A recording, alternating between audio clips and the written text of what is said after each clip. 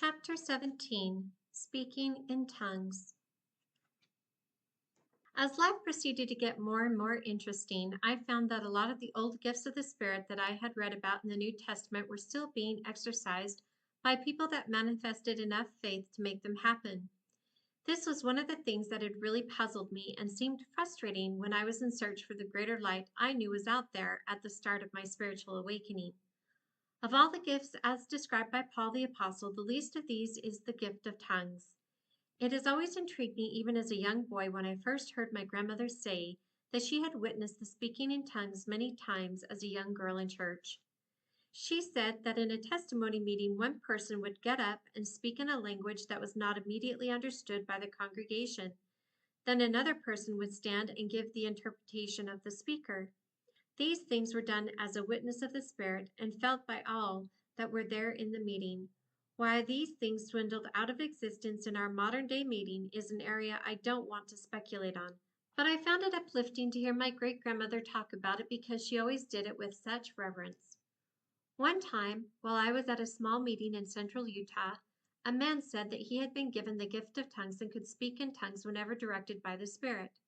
He felt moved or prompted at the time to speak and asked if anyone else felt impressed to interpret that which had been spoken. As I listened to what was said, I felt that the language had an American Indian dialect or sound to it. The language actually had a gentle, pleasant flow. I then closed my eyes and concentrated on the words as they were spoken. When I did, I knew a few of the words that were spoken, not all of them, but just a few.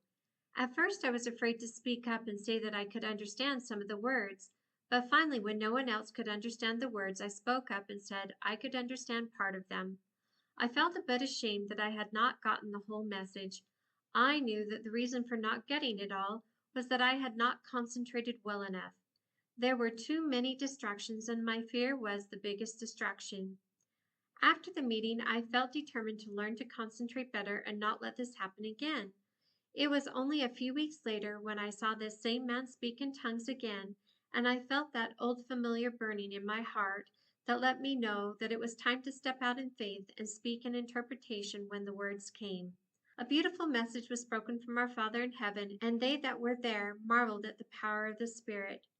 During the next 6 or 8 months since this same scenario happened several times with different people speaking in tongues, and many times I was blessed to be able with faith to give the interpretation of what was spoken. Each time I became more relaxed, and my confidence in my Father in heaven helping me also grew. Surprisingly, I even got to the point where I could listen, interpret, and do something else with my hands and not miss one word of the interpretation. While driving in the car one day, I began to complain a bit to my father about why I could interpret tongues but not speak in tongues. He then said to me, "Close your eyes for a few seconds and leave the driving to me. Concentrate and let your mind go blank. Then open your mouth and speak." As I did, words came out like Yantoshana ha Yastaka Mosista. I had no idea what the words were, but I could feel my body heating up with the feeling of the Spirit. I then said to the Father, "That was great, thank you." He then said, "Oh, it gets better than that. Go into that now again, and I will show you."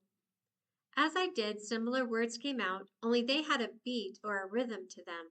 It was just a simple rhythm, but it rolled off my lips in a sweetness like the singing of some ancient tribe in a Thanksgiving observance.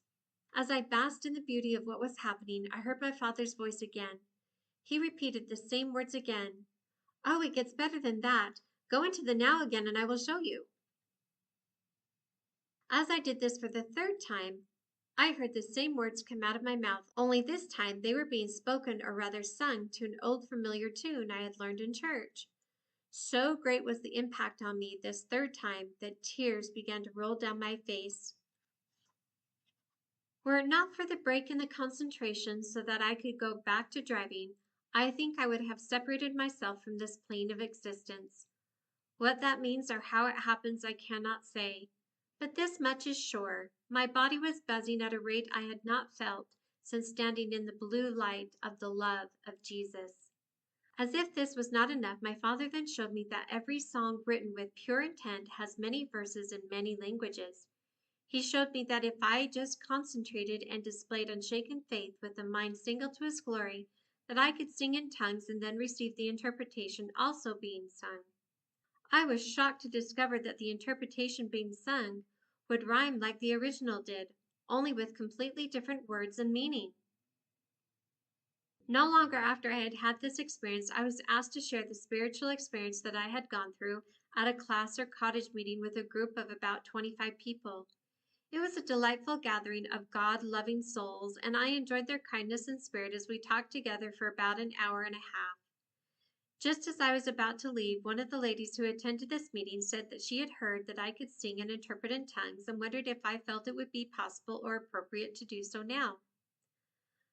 I took a large swallow, closed my eyes, and went into the now, where I immediately heard my Father say, I am with you. Step out in faith, and it shall be done according to their faith. But let them pick the song or hymn as a testimony that what they are hearing is of me and not of man. I then asked her to pick a song that most of the people there would know so that we could sing the first verse together. It would be easy to tell you at this point that I was calm and collected, but that would be a half-truth. As they were deciding on what hymn to sing, I kept telling myself to stay focused, show no fear, and remember, your Father is with you, and with Him you can do all things. The pressure was on, and I knew that this was another one of those points where the rubber meets the road. They chose to sing How Great Thou Art, and we proceeded through the first verse without a hitch. Then I soloed the second verse in tongues, which I felt sounded Native American or Indian. Then came the verse in English, and I was concentrating so hard that I paid no attention to the words. It wasn't until after the song had ended that I realized what an effect it had on those present. When I opened my eyes, I could see a white glow among all the participants, which slowly faded as we sat for about 3 minutes in total silence. Before I left, a woman named Lisa came to me and told me that the interpretation was a blessing from our Father or Fathers in heaven, and that each verse rhymed precisely. Over the course of the next 2 years, tongues were spoken often when people would gather to feel of the Spirit. Many of my friends learned to speak and interpret tongues, but then the need for the gift of the Spirit seemed to dwindle, and I have not seen it nearly as often as in those early growth years. For myself, I have found that the gift is still there and can be accessed at any time if the need arises, but is not as common as it once was.